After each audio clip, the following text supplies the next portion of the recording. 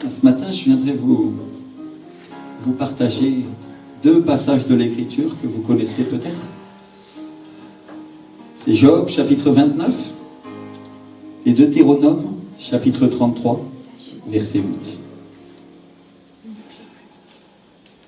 Et la première chose que je veux vous dire, c'est que j'ai choisi la traduction Darby, parce qu'elle est beaucoup plus proche de ce que je veux vous partager aujourd'hui.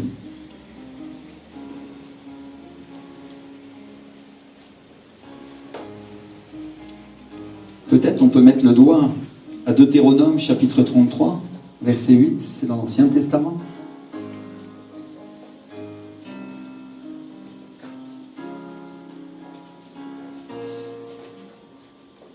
Vous avez trouvé? Alléluia. Ouais, bon, amen, quand vous avez trouvé. Amen. Gloire à Dieu. Merci Seigneur. Donc avant de partir, avant de mourir, Moïse, ce grand homme de Dieu, il a donné une bénédiction pour chacune des tribus d'Israël. Je voudrais attirer votre attention sur une de ces bénédictions qu'il a prononcées pour les sacerdotes, pour les Lévites. Au verset 8, il dit « Et de Lévi, il dit, tes Toumim et tes Urim sont à l'homme de ta bonté que tu as éprouvé à Massa, et avec lequel tu as contesté aux eaux de Mériba, qui dit de son père et de sa mère, je ne l'ai point vu, et qui n'a pas reconnu ses frères et n'a pas connu ses fils. Car ils ont gardé tes paroles et observé ton alliance. Ils enseigneront tes ordonnances à Jacob et ta loi à Israël. Ils mettront l'encens sous tes narines et l'holocauste sur ton autel. Éternel, bénis sa force et que l'œuvre de ses mains te soit agréable. Brise les reins de ceux qui s'élèvent contre lui et de ceux qui te haïssent, en sorte qu'ils ne puissent plus se relever. » Alléluia. Vous voyez ce que dit la parole de Dieu? Elle dit, tes Toumim et tes Urim sont à l'homme de ta bonté. Et en espagnol, la Bible Reina Valera traduit quelque chose de plus clair. Elle dit, sont à l'homme pieux. Dites avec moi, l'homme pieux. Merci Seigneur. Ils enseigneront tes ordonnances à Jacob et ta loi à Israël. C'est à eux qu'appartient la promesse. Ce seront eux qui mettront l'encens devant toi et l'holocauste sur ton autel.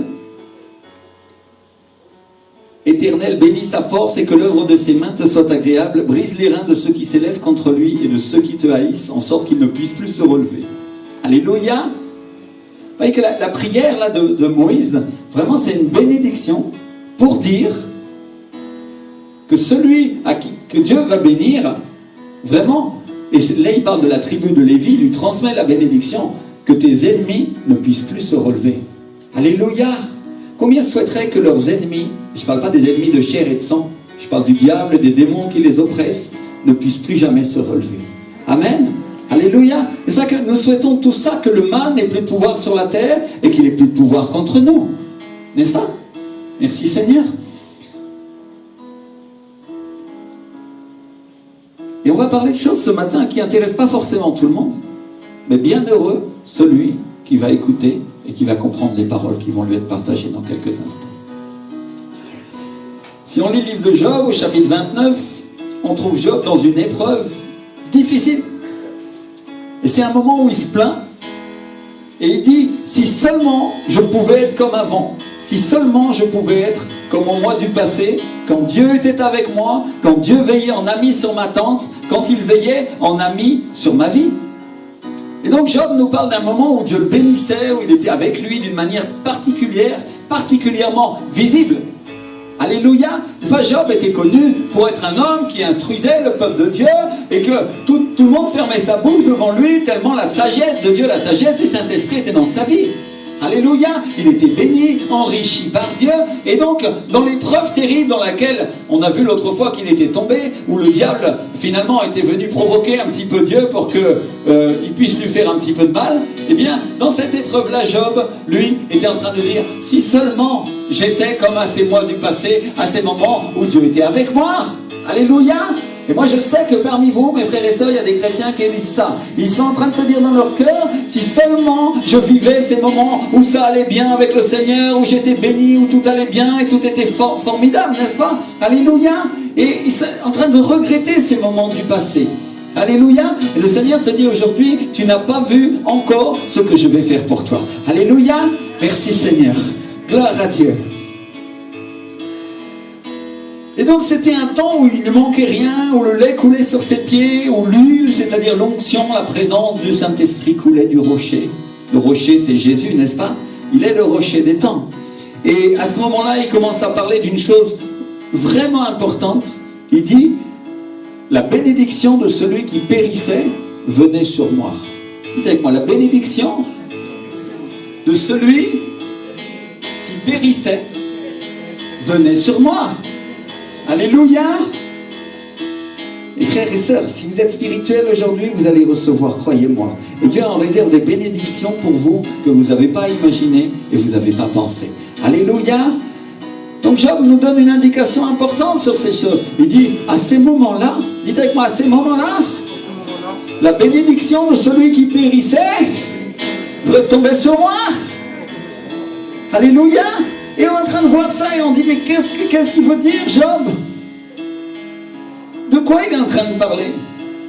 Parce qu'il y a beaucoup de gens qui ont vécu cette réalité. Parce que beaucoup de gens ont été levés par Dieu dans les nations. Ils ont reçu cette bénédiction. Parce que certains qui devaient la recevoir, mes frères et sœurs, eh bien finalement cette bénédiction allait se perdre. Et c'est eux qui l'ont reçue. Vous comprenez ce que je suis en train de dire? Dieu voulait bénir une personne, mais cette personne n'en a pas voulu. Cette personne a voulu faire autrement, a voulu faire à sa manière. Et l'Esprit du Seigneur a dit, cette bénédiction retombera sur toi, parce que toi, tu es fidèle, etc., etc. Donc ça, c'est quelque chose que nous devons comprendre comme chrétiens et comme chrétiennes. Et moi, mes frères et sœurs, je suis certain, absolument sûr, que je ne suis pas le premier choix du Seigneur. C'est une certitude absolue. Je suis sûr que cette onction, ce ministère, Dieu l'a proposé à d'autres. Il y a des personnes qui devaient recevoir ce ministère et qui sûrement n'ont pas voulu faire ce que Dieu voulait faire ce qu'il y avait à faire, n'est-ce pas? Alléluia. Alors qu'est-ce qui s'est passé? La bénédiction de ceux qui se perdaient est retombée sur moi. Alléluia. Est-ce que je suis le seul pasteur en France? Bien sûr que non. Alléluia. Pourquoi Dieu me donne l'onction à moi et ne le donne pas à mon frère ou à ma soeur? Mon frère, ma soeur, parce que la bénédiction de celui qui se perd retombe sur ma vie. Je connais l'histoire d'un couple en Colombie, mes frères et sœurs, un jour ils ont reçu une parole prophétique très forte sur leur vie. Et après ça, ils jouaient avec les choses de Dieu. Et il y en a un qui se moquait de l'onction, et il disait, allez tiens, reçois-toi, et vous voyez, il mimait ces choses-là, il parlait de choses qui ne devraient pas parler, parce que ce sont des choses saintes. Et le prophète qui avait prophétisé qu'ils allaient recevoir une onction de multiplication incroyable. Mais mes frères et sœurs, ce n'était pas un couple qui valorisait les choses de l'esprit.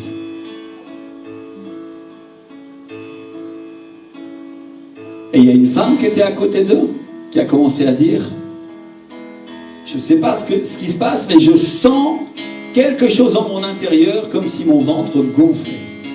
Alléluia. Et qu'est-ce qui s'est passé, mes frères et sœurs? La bénédiction qui devait tomber sur ce couple, que Dieu avait prévu de bénir, est retombée sur elle. Et donc, cette femme et son mari qui étaient à côté, et pour qui Dieu n'avait pas prévu la bénédiction, ont reçu à la place des autres ce qui était pour eux. Vous comprenez ce que je suis en train de dire? Si je ne valorise pas les choses de l'esprit, Dieu à un moment ou à un autre peut prendre ce qui m'appartient et le donner à quelqu'un d'autre.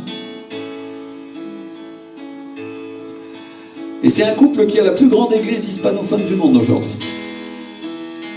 Et pourquoi? Parce que la bénédiction de celui qui se perdait est retombée sur moi. Vous comprenez?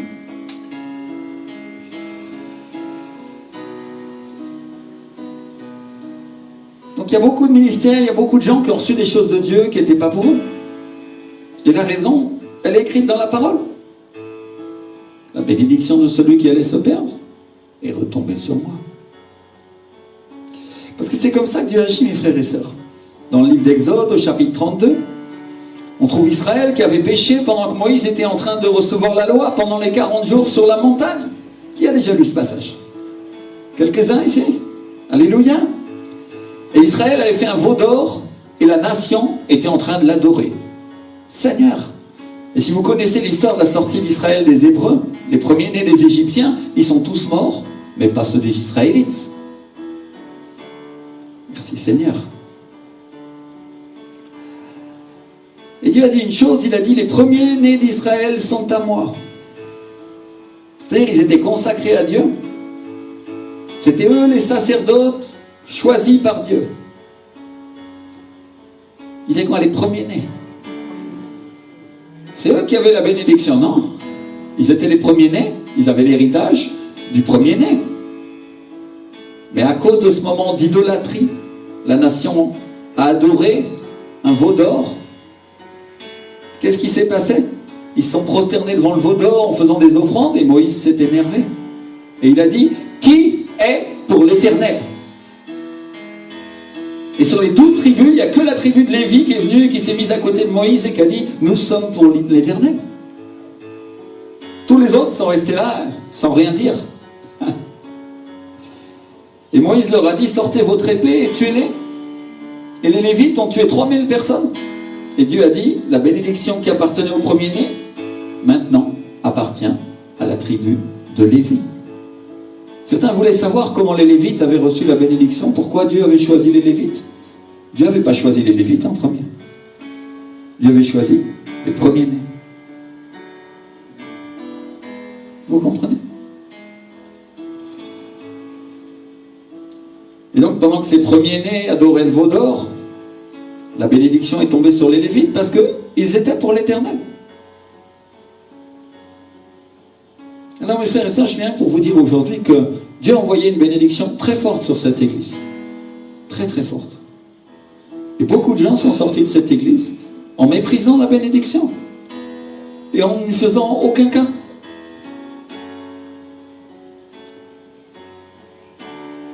Et quand on a méprisé le spirituel, on a aussi perdu le matériel. Parce que ça va ensemble. Alléluia. Il y avait quoi? Si je méprise le spirituel, je perds aussi le matériel. Dieu veut nous bénir, il veut nous enrichir, il veut nous prospérer, il veut nous bénir, il veut nous donner plus que ce que nous avions. Mais si je méprise son esprit, si je méprise ce qui vient de lui, si je méprise la bénédiction spirituelle, le matériel, je peux l'oublier.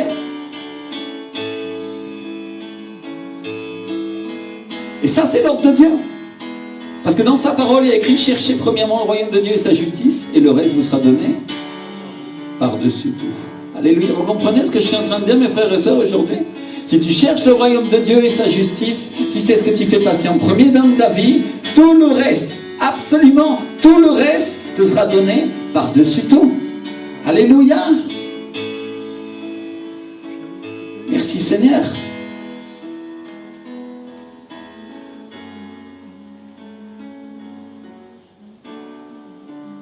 Et donc Moïse était là sur le point de relâcher une bénédiction. Mais nous devons comprendre, mes frères et sœurs, que la bénédiction que Dieu va envoyer, elle va vraiment reposer sur celui qui est pieux.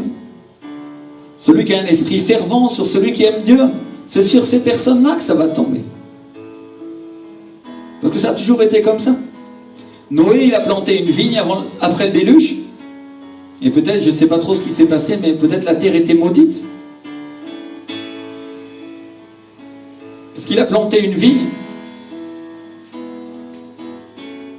Peut-être qu'avant le déluge, il avait déjà fait ça, il avait planté une vigne, mais il ne lui était rien arrivé. Mais dans cette occasion-là, la Bible dit qu'il s'est saoulé. Il a fait du vin et il s'est saoulé.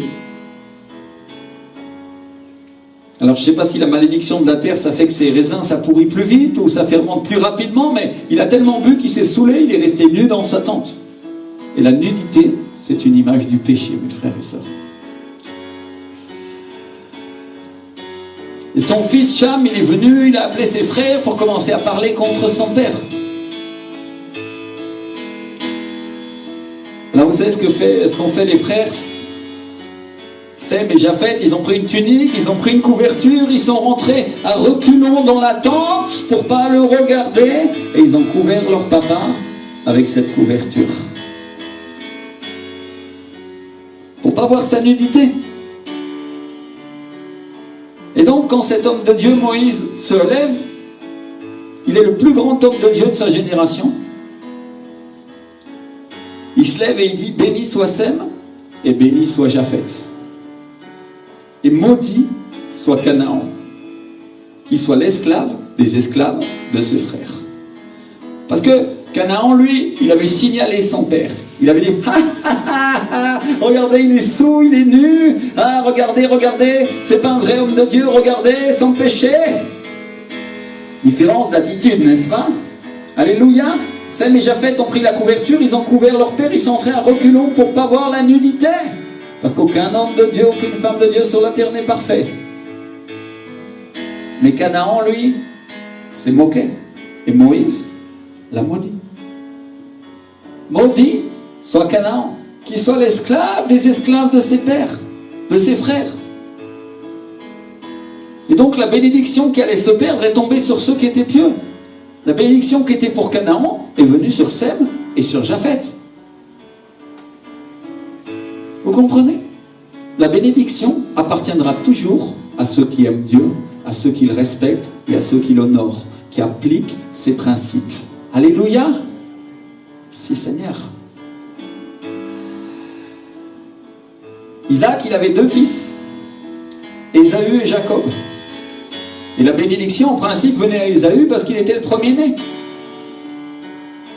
C'est l'ordre de Dieu. Mais la Bible dit que Ésaü a méprisé les choses de l'esprit, il a méprisé le spirituel. Et quand il a voulu la bénédiction matérielle, mes frères et sœurs, il l'a perdu. Psst, sous le nez, ça lui est passé. Et elle est tombée sur Jacob. Et Jacob a obtenu la bénédiction quand il l'a échangée contre un plat de lentilles.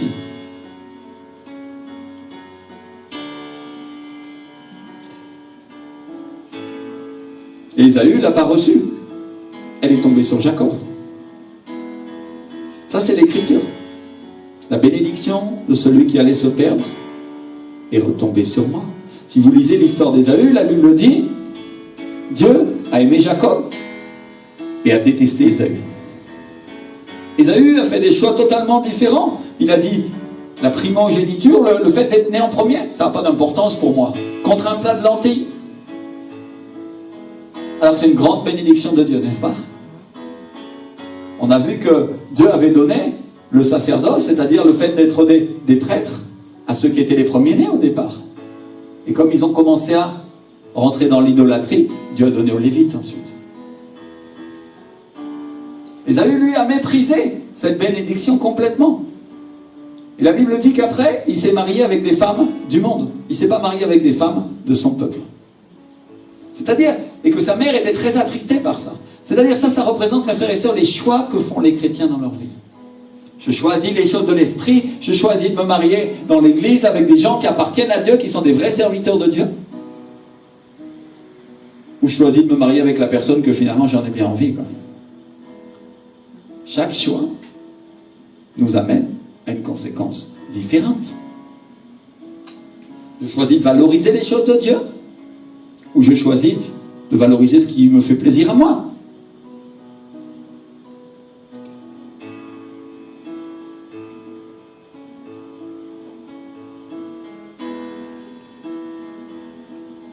Donc ça, c'est l'écriture. Et si on regarde encore dans la parole, la bénédiction de Moïse est venue sur Juda parce que ses frères Ruben, Lévi et Siméon l'avaient méprisé. On a dit tout à l'heure que finalement, Moïse était là prêt pour bénir les 12 tribus. Et vous allez voir que parmi les 12 tribus, il y a 3 de ses frères, Ruben, Lévi et Siméon, qui avaient méprisé la bénédiction. Il y en a un qui parlait mal de son père et de sa mère. L'autre, il avait couché avec une des femmes de son père. Et l'autre, la Bible dit qu'il avait contesté avec Dieu aux eaux de Mériba. 3 manières de mépriser leur père, 3 manières de mépriser Dieu, 3 manières de ne pas accorder de valeur à sa bénédiction, 3 manières de critiquer et d'offenser le Père. Vous comprenez de quoi je suis en train de parler? Mes frères et sœurs, je veux bien vous dire cette chose-là. Parmi nous, il y a des gens qui ont méprisé la bénédiction du Congrès mondial de réveil. Ils ne l'ont pas tenu en compte. Ça n'a pas d'importance. Je peux recevoir où je veux, mes frères et sœurs. Et Dieu avait prévu des bénédictions pour eux. Et le Seigneur vous dit aujourd'hui, je prendrai ces bénédictions et je les donnerai à d'autres. Alléluia. Oh oui, mes frères et sœurs. Parce que la bénédiction qui était prévue pour eux retombera sur un autre. Dieu ne laisse pas perdre ses bénédictions. Toutes les bénédictions de Dieu ont de la valeur. Alléluia. Merci Seigneur. Mes frères et sœurs, je viens vous dire ça encore aujourd'hui. Pendant toutes les années où le culte a eu lieu dans cette église, il y a des gens qui sont sortis en méprisant la bénédiction, en méprisant ce que Dieu avait pour eux. Ils sont partis, ils sont obstinés en faisant des mauvais choix. Ils sont tombés, ils sont sortis de cette église. Et aujourd'hui, c'est vous qui en profitez. Et pourquoi? Parce que la bénédiction de celui qui allait se perdre est retombée sur toi. Alléluia. Comprenez que ça, c'est une loi de l'esprit, une loi à laquelle on ne peut pas échapper. Si je cherche Dieu, je vais le trouver. Si je valorise ce qui lui appartient, je recevrai de lui. Alléluia. Si je méprise ce qui lui appartient, Dieu prendra cette bénédiction et la donnera à quelqu'un d'autre.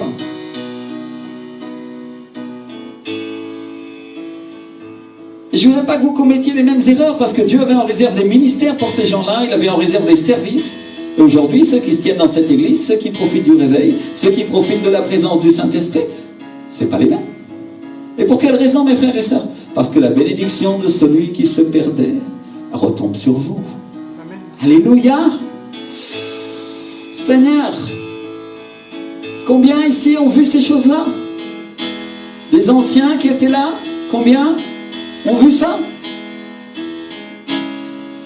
Une des choses que Dieu reproche à la tribu de Juda à travers du prophète Jérémie, c'est qu'elle n'a pas prêté attention à l'avertissement visible donné par sa sœur Israël. Parce que Israël était en train de faire n'importe quoi, ils étaient en train de suivre la volonté de l'homme, la religion au lieu de suivre Dieu.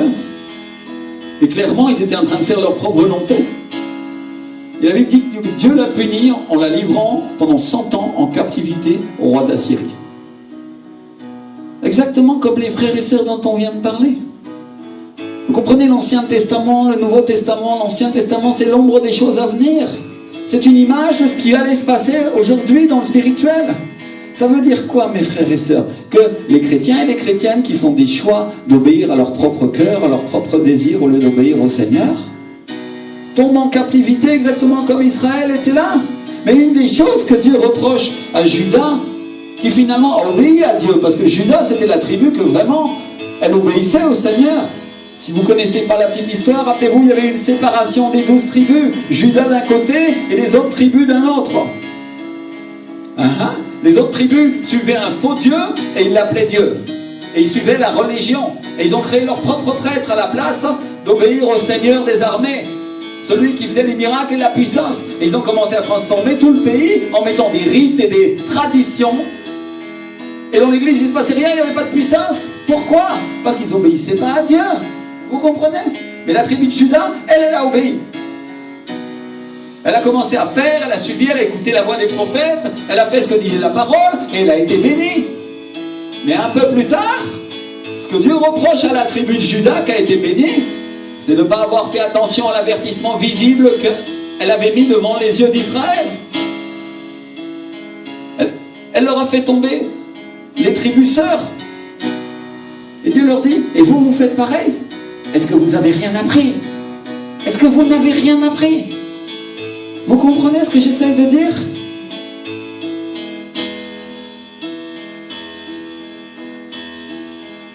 Si on veut aller à l'exemple du Nouveau Testament, l'apôtre Paul, dans l'épître aux Corinthiens, il parle du peuple d'Israël qui a péri dans le désert. Et il dit, ils ont péri parce qu'ils n'ont pas été agréables à Dieu. Et il dit ensuite, ces choses sont arrivées à nos ancêtres pour nous servir d'exemple. Elles ont été écrites pour notre instruction. Dites avec moi, pour mon instruction. Pour que j'apprenne quelque chose. Pour servir d'instruction à qui? À nous qui sommes parvenus à la fin de ces siècles. Alléluia! Ces choses ont été écrites dans la parole pour l'instruction de ceux qui appartiennent au royaume de Dieu. Donc à qui le Seigneur est en train de parler? À nous, qui croyons en Jésus-Christ. Parce que peut-être tu dis dans la parole, je ne comprends pas pourquoi les Hébreux, quand ils sont sortis d'Égypte, ils n'ont pas obtenu la bénédiction, ils ont fait ça. Pourquoi c'est écrit toutes ces histoires? C'est écrit pour toi, c'est écrit pour moi, pour que tu ne commettes pas les mêmes erreurs. Que tu vois ce qui leur est arrivé. Ceux qui ont murmuré contre leur père, qu'est-ce qui leur est arrivé? La terre s'est ouverte et les emportait. Et donc il y a un enseignement pour chacun d'entre nous. Alors le Seigneur ne nous condamne pas, il nous laisse une chance si on lui demande pardon.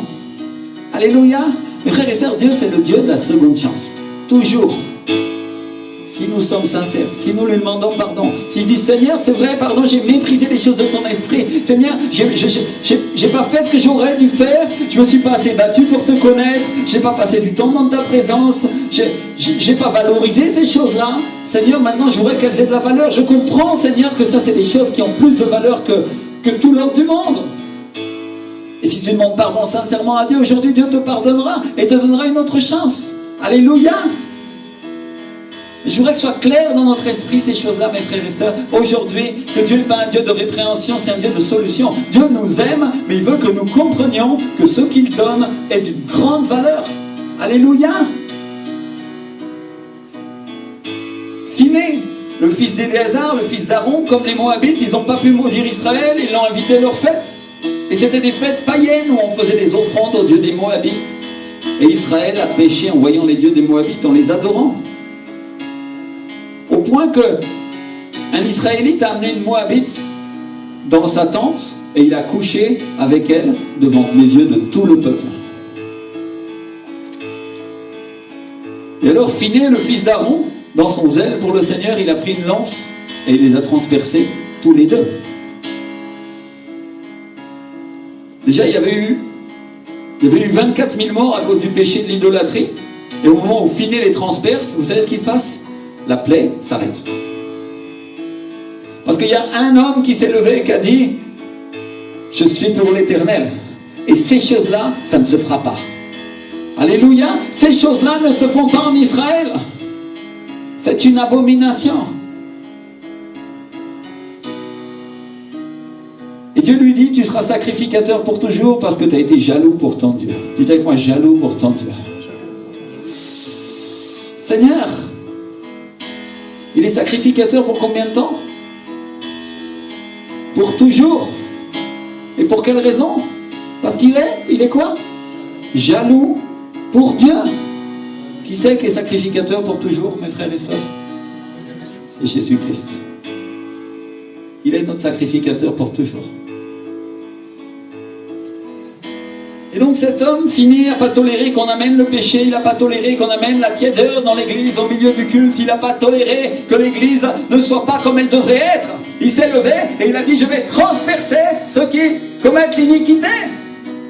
Et Dieu lui a dit, tu seras sacrificateur pour toujours, parce que tu as été jaloux pour ton Dieu.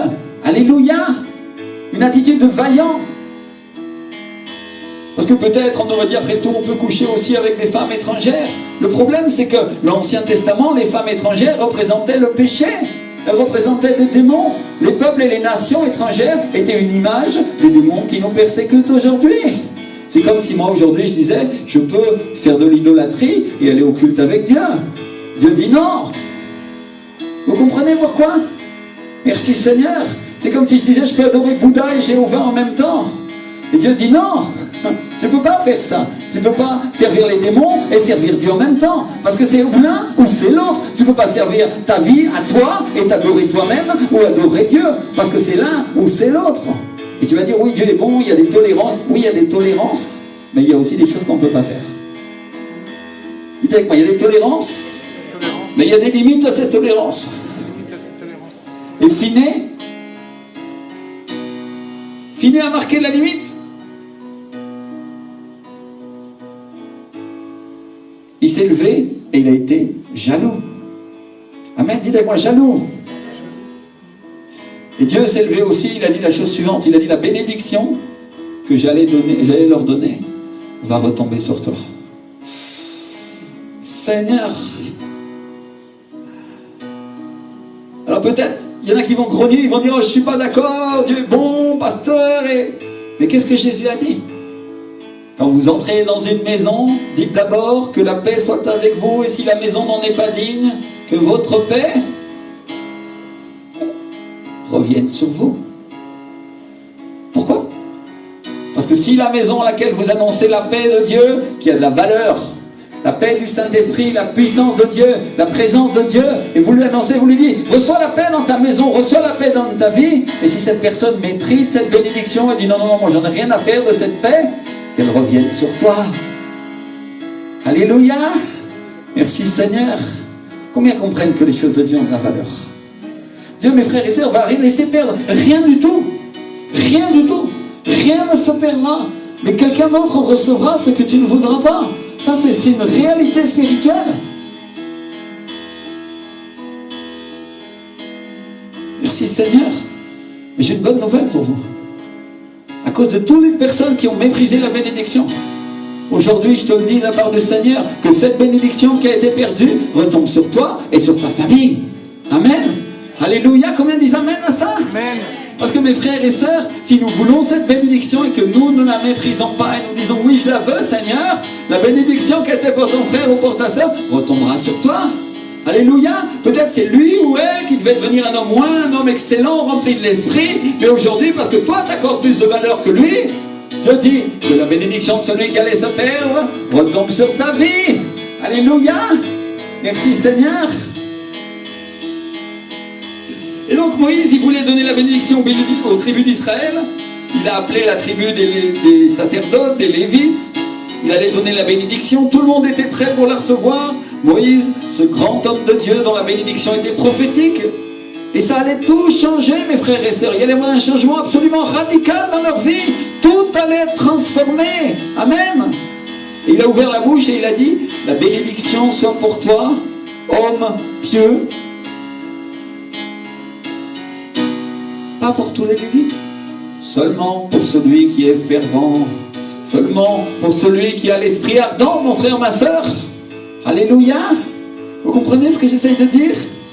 C'est ça qu'il est en train de dire. Ta bénédiction, ton Toumim et ton Noumim seront pour l'homme pieux. Et c'est quoi le Toumim et l'Ourim? Ourim, ça veut dire la lumière, et Toumim, ça veut dire la perfection. C'est-à-dire la perfection de la lumière de Dieu soit pour l'homme pieux. Alléluia.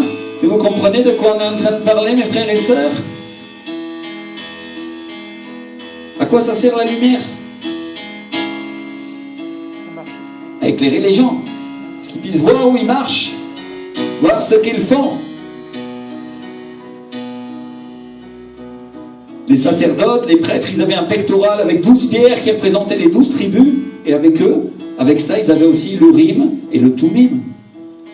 Et ça leur permettait de consulter Dieu, de connaître sa volonté et sa parole. Et les rois venaient voir le grand prêtre, et le grand prêtre consultait Dieu avec l'Urim et le Toumim. Il lui disait, va à la guerre, ou alors il lui disait, la victoire t'appartient. Et ce que Moïse était en train de dire, c'était, Dieu va faire connaître ses chemins et sa volonté à l'homme pieux, à celui qui le cherche. Dites avec moi, qui le cherche. Alléluia. Et ça, c'est la première bénédiction. Dites quoi? Première bénédiction. Et la deuxième bénédiction, mes frères et sœurs, ils enseigneront ta parole, ils placeront l'encens qui représente la prière, c'est eux qui mettront ton holocauste sur l'autel. Oh Seigneur. Donc ça veut dire quoi? Le meilleur du ministère, ce sont ceux qui sont pieux, qui vont l'avoir. Le meilleur du service au Seigneur. Vous comprenez de quoi Dieu est en train de parler? Pourquoi? Parce que les Lévites, c'est eux qui montaient, qui démontaient le tabernacle. Ils montaient, ils démontaient le lieu saint, le lieu très saint. Ils ramassaient tout ce qu'il y avait, ils emballaient les pierres. Et chacun d'entre eux avait une mission et avait un service. C'est une image de l'Église aujourd'hui. Chacun d'entre nous, certains servent dans le ministère, certains installent, certains branchent. Ils faisaient ça avec l'attente de la rencontre, où la présence de Dieu, la présence glorieuse de Dieu se tenait.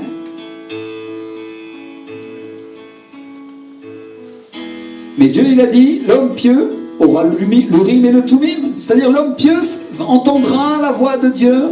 L'homme pieux enseignera la parole de Dieu. L'homme pieux présentera l'encens. L'homme pieux présentera les offrandes sur l'autel. Alléluia. Est-ce qu'il était en train de parler de Moïse? Non. Mes frères et sœurs. Donc le fait de connaître, le fait de comprendre la volonté de Dieu, c'est donner à l'homme pieux, à celui qui cherche Dieu. Et donc, une chose qu'on doit comprendre, c'est qu'il y a beaucoup de gens qui croient connaître la volonté du Seigneur. Et ils savent quelque chose, ils ont appris au cours de leur vie chrétienne, et ils commencent à juger, parce qu'ils croient savoir, et ils croient comprendre tous la volonté de Dieu. Vous avez déjà vu ça dans l'église? Je l'ai vu tout le temps, mes frères et sœurs. Du petit jusqu'au grand. Et le problème, c'est que, oui, combien de fois j'ai entendu les gens dire « Oh, quelle bonne personne, quel bon ministère, quel gentil pasteur, quel... » Mon frère, ma soeur, parce qu'ils ne savent pas ce qu'ils ont dans le cœur. Mais s'ils savaient ce qu'ils avaient dans le cœur, si Dieu leur montrait quel est le problème de cette personne, et après la personne, on la voit tomber, et on dit « Ah, Seigneur, comment ça se fait ?» Et pourquoi ça arrive ces choses-là, mes frères et sœurs? Parce que la connaissance de Dieu, le discernement, la sagesse est donnée à qui? À l'homme, à la femme pieuse qui cherche le Seigneur. Oui, Seigneur.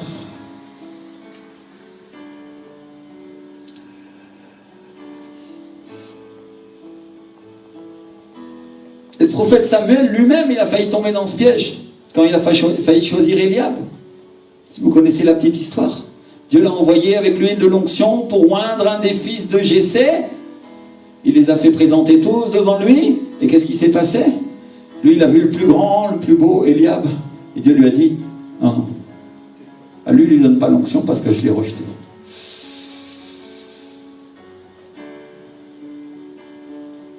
Et c'est David, le fils que son père avait laissé dans les pâturages, qui était un tout petit jeune homme comme ça et à qui personne n'avait pensé, qui était la personne qui allait recevoir l'onction. Mon frère, ma soeur, si un prophète de Dieu, comme Samuel, peut se tromper, à combien plus forte raison nous pouvons nous tromper aussi? Est-ce que nous ne pouvons pas être humbles un instant et dire, Seigneur, j'ai besoin de ton discernement, j'ai besoin de ta sagesse, je reconnais que je ne comprends pas tout. Alléluia. Parce que les choses de Dieu sont comme ça, mes frères et sœurs. Elles sont cachées. Et nous avons besoin, un, de leur donner de la valeur, et deux, de l'intelligence et de la compréhension de Dieu pour les comprendre. David le dit, autant les cieux sont élevés au-dessus de la terre, autant ma pensée au-dessus de votre pensée. Mes frères et sœurs, si une fourmi demain essayait de comprendre l'être humain, elle aurait bien du mal. Est-ce que nous ne sommes pas dans la position de la fourmi qui essaye de comprendre l'être humain? Est-ce que nous ne sommes pas tout petits aux yeux de Dieu et que nous avons du mal à comprendre ses desseins et ses voies parce qu'il est esprit et que nous sommes chers? Et Dieu nous a donné la vie et il nous a donné son Saint-Esprit, et en nous soumettant à lui, mes frères et sœurs, nous arrivons à entrer dans ses desseins et dans son royaume. Alléluia. Nous arrivons à accorder de la valeur à ce qui vient de lui au lieu d'accorder de la valeur à ce qui vient de nous. Parce que mes frères et sœurs, je ne vais pas vous le cacher, chacun d'entre nous, et moi y compris, des fois j'ai plutôt envie de regarder un film à la télé que de passer du temps à prier, ça m'arrive. Et Dieu me dit, à qui tu accordes de la valeur? Mais ça va peut-être vous étonner, mais la voix de Dieu vient souvent quand je commence à m'asseoir pour regarder la télé. Et pourquoi? Et tu sais pourquoi, mon frère, ma soeur? Parce qu'il est d'une certaine manière, il est en train de me dire, et toi tu préfères quoi? Tu préfères ton film? Ou tu as des horaires pour m'accueillir? Ou c'est comme moi je viens? Mon frère, ma soeur, écoute bien ça, si tu soumets ta vie et ta volonté au Saint-Esprit, je crois que Dieu parle pour chacun d'entre nous. Dieu va faire des miracles, des exploits avec toi.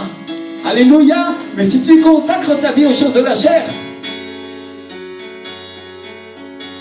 il n'y a rien qui va sortir de ça. Merci Seigneur. Alors combien moi j'ai vu des hommes de Dieu parfois se tromper? Combien de fois? Est-ce que Dieu nous juge? Est-ce qu'il nous condamne pour ça? Bien sûr que non. Mais aujourd'hui, il nous secoue. Aujourd'hui, il nous dit, ça suffit maintenant. Arrête de vivre comme les gens de la terre. Vis comme mes serviteurs t'enseignent à vivre. Alléluia. Arrête de vivre pour ta propre chair. Décide de vivre pour mon esprit, te dit le Seigneur. Je crois que Dieu est en train de parler à chacun d'entre vous. Chacun d'entre vous, il y a un désir ardent dans le cœur de servir le Seigneur, mais il y a aussi des décisions que vous devez prendre. Et il y a des choses que vous allez devoir laisser, il y a des péchés que vous allez devoir abandonner, et il y a des priorités que vous allez devoir changer, parce que Dieu est en train de transformer votre nature, mes frères et sœurs. Alléluia! Et si vous donnez de la valeur à Dieu, alors votre nature changera, et vous arriverez à obéir au Saint-Esprit. Si vous n'accordez pas de valeur à Dieu, vous savez ce qui se passera? Vous vous perdrez, et la bénédiction que Dieu avait pour vous retombera sur d'autres. Parce que c'est l'ordre de Dieu, mes frères et sœurs. Ou si toi, quand tu as des diamants et des rubis, et que tu les donnes à mon frère, et que mon frère il dit non, non, moi je veux pas de ça parce que je préfère être pauvre, il a quoi? Et qu'est-ce que je vais faire des diamants et des rubis? Je vais les donner à ma sœur parce qu'elle les veut. Vous comprenez? Ou vice-versa. Et ça, c'est valable pour chacun d'entre nous. Dieu ne parle pas forcément de richesse matérielle. Parce que toutes ces pierres précieuses, si vous regardez dans la parole de Dieu, dans le livre d'Apocalypse, la nouvelle Jérusalem, la Jérusalem d'en haut, est pavée d'or, qui représente la richesse et l'incorruptibilité de Dieu. Et les murs sont remplis de toutes sortes de pierres précieuses. Alléluia! Et vous savez pourquoi on taille les pierres précieuses, mes frères et sœurs? C'est pour qu'elles puissent refléter la lumière. Et mon frère, ma sœur, s'il y a des pierres précieuses dans la nouvelle Jérusalem, c'est pas un hasard. Parce que nous sommes, nous aussi, ces pierres vivantes. Et Dieu nous taille pour que nous puissions refléter sa lumière. Aujourd'hui, vous êtes entrés dans l'atelier du joaillier. Et vous ne le saviez pas, mais avant d'entrer dans cette église, mais il avait prévu ça. Vous savez avec quoi on taille une pierre? Avec un disque abrasif très puissant. Et vous êtes entrés, vous avez dit, qu'est-ce qu'il est en train d'arriver au pasteur? Il est venu fou ce matin.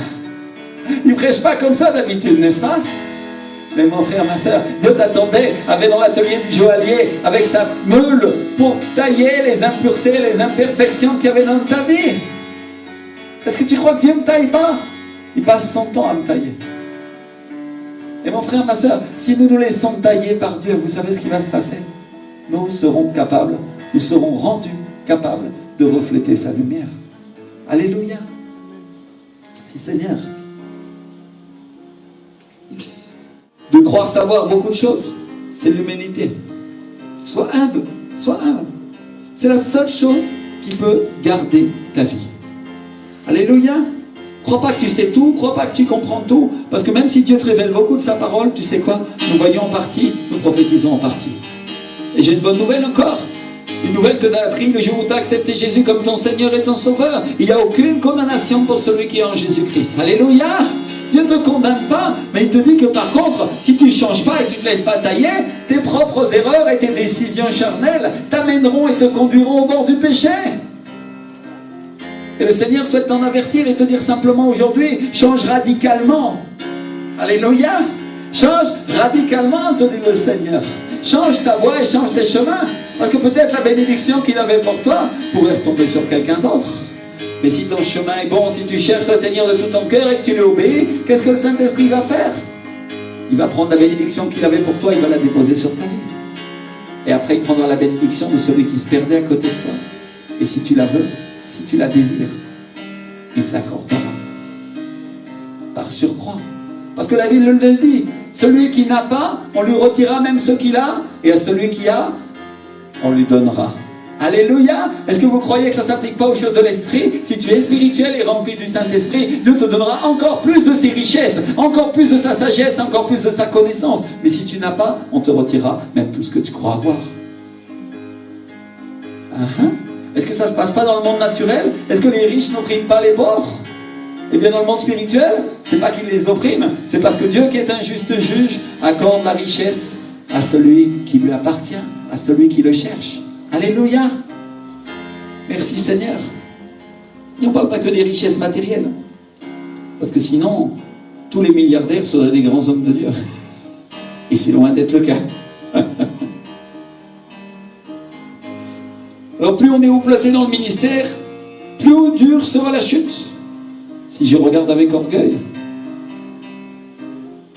Alors il faut apprendre à regarder comme on regarde au ciel. Avec attention. Parce que sinon, la descente peut être interminable, mes frères et sœurs. Donc à qui est donné le Tumim et à qui est donné l'Urim?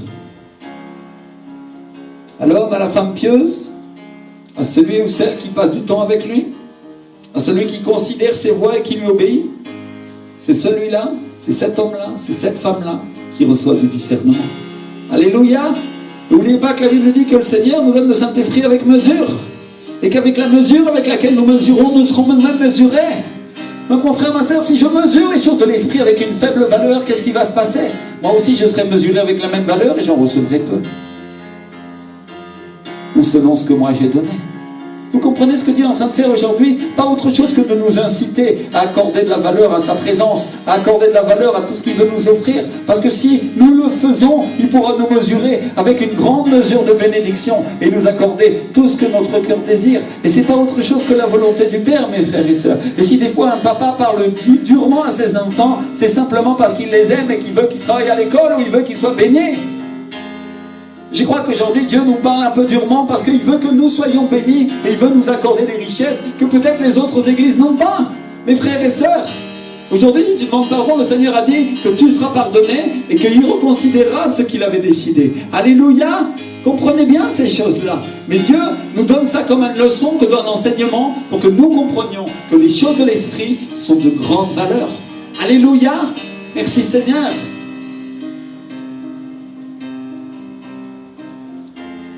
Donc après avoir dit ça, après avoir donné la bénédiction de l'Urim et du Tumim, Moïse y relâche 3 autres bénédictions et il dit, bénis sa force, bénis tout ce qu'il va faire. Alléluia. Vous comprenez ce que Dieu est en train de nous dire? La force du Saint-Esprit qu'il met en nous, la force de notre capacité, de notre courage, sera bénie. C'est une bénédiction supplémentaire. Reçois l'œuvre de ses mains et qu'elle te soit agréable. Combien d'entre nous, nous avons rêvé de servir Dieu de tout notre cœur et que Dieu reçoive tout ce que nous voulions lui donner? Voilà la bénédiction de celui qui obéit à Dieu. Reçois, Seigneur, l'œuvre de ses mains. Tout ce que tu feras, mon frère, ma soeur, Dieu le recevra et ça lui sera agréable. Ma soeur Florentina, il y a des choses que tu vas faire. Et le Seigneur te dit aujourd'hui que si tu lui obéis, si tu lui es agréable, il te donnera tout ce que ton cœur désire et au-delà de ce que tu avais imaginé et pensé. Et il y a des choses bonnes qui viennent pour ta famille.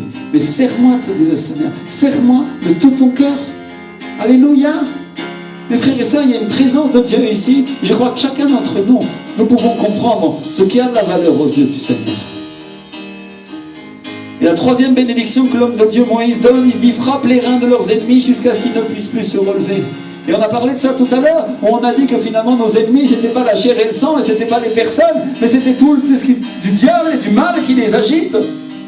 Et combien d'entre nous, nous voudrions qu'aucun d'entre eux ne puisse se relever? Parce qu'on en a assez.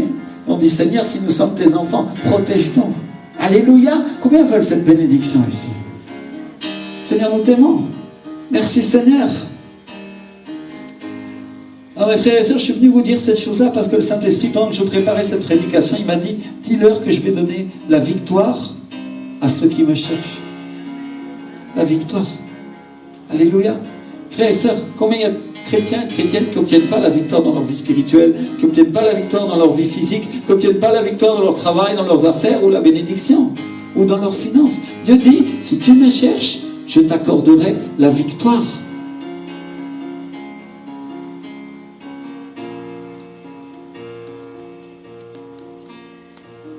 Et il y a une autre chose que je voudrais encore que vous puissiez comprendre.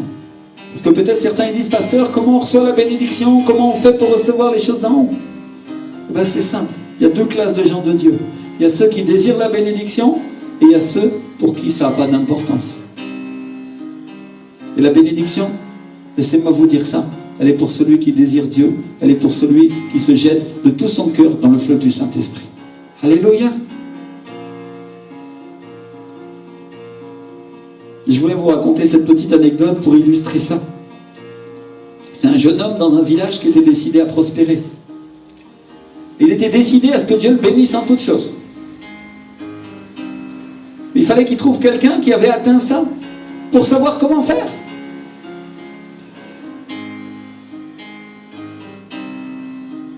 Et personne n'avait cette bénédiction. Sauf un vieil homme, un ancien, qui l'avait atteint. Et dont on lui avait dit que lui, il saurait comment lui enseigner. Alors il est allé dans ce village pour trouver le vieil homme. Il a pris son courage à deux mains pour que le vieil homme lui apprenne comment pêcher dans la rivière. Et un matin, il est allé pêcher dans le fleuve pour devenir ami avec cet homme. Pour qu'il puisse lui raconter le secret de sa bénédiction. Et en parlant avec lui pendant qu'il pêchait, finalement, il a pu lui poser la question. Comment? Quelle est la clé pour recevoir la bénédiction?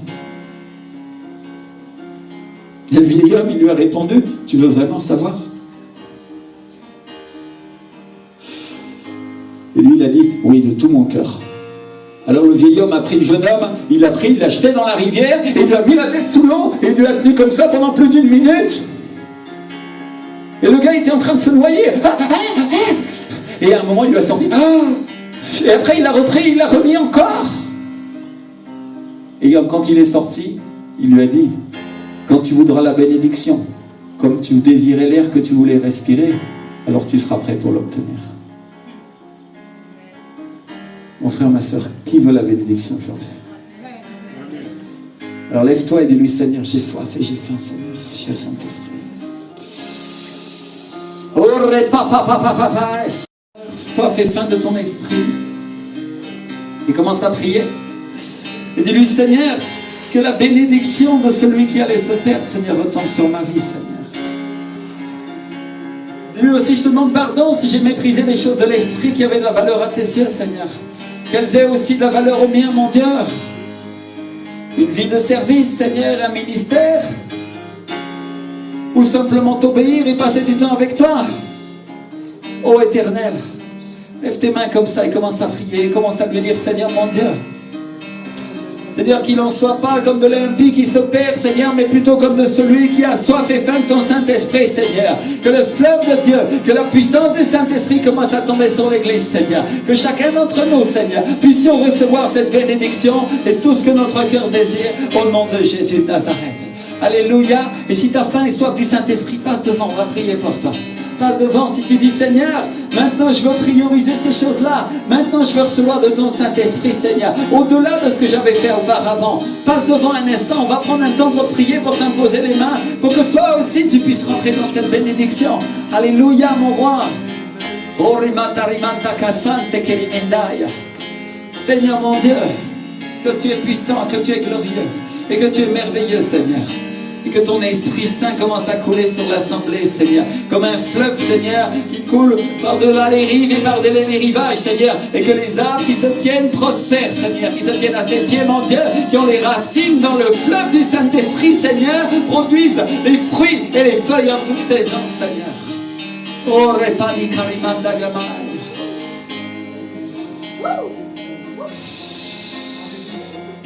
Commence à prier, commence à prier, commence à prier, commence à prier. L'onction est là, l'onction est là.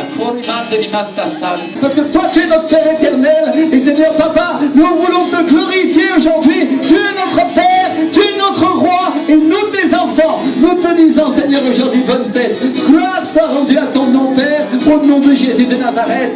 Amen. Et le peuple de Dieu dit Amen. Amen. Ainsi soit. Alléluia.